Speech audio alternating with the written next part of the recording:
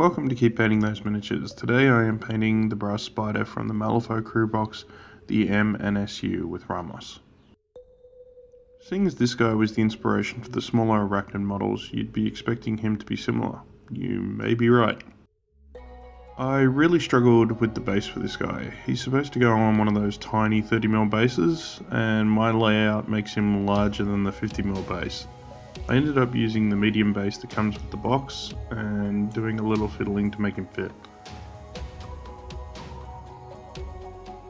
After the wall filler was dry, I primed the base with Malifaux Primer Black.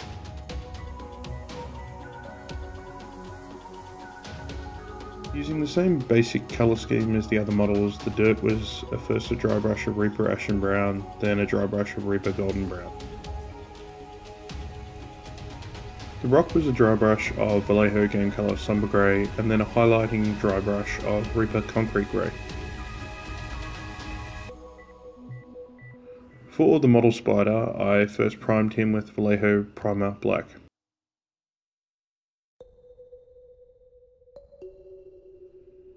I then laid on dry brushes of metallics, just like the other Arachnids. First was Army Painter Gunmetal, which is pretty much an all-over dry brush.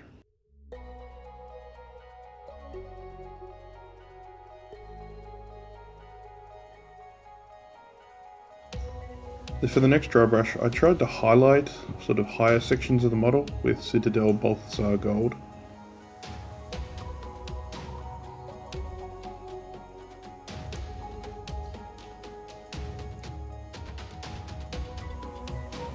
Finally, a top-down highlight of the model using Army Painter Greedy Gold. I was a little bit more liberal in this application to make it even more golden than the smaller models.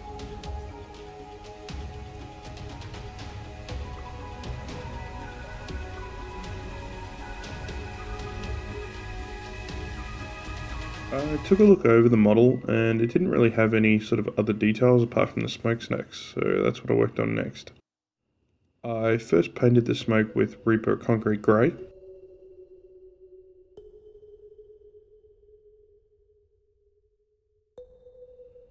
And then I inked the model entirely with Army Painter Ink Soft Tone to try and get it dirty.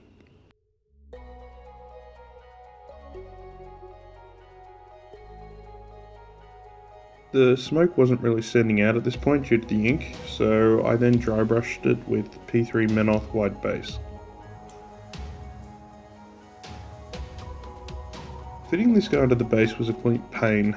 Even after I finished recording, I went back and turned the model around as I didn't like the placement.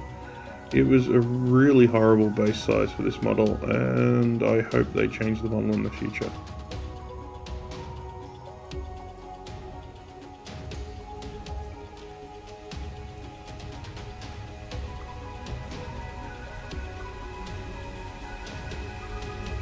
Even if I wasn't overly fond of the layout of the model and of breaking the arms and everything else, I still think it's a good model. It just needs a bigger base, and, you know, that would probably change everything.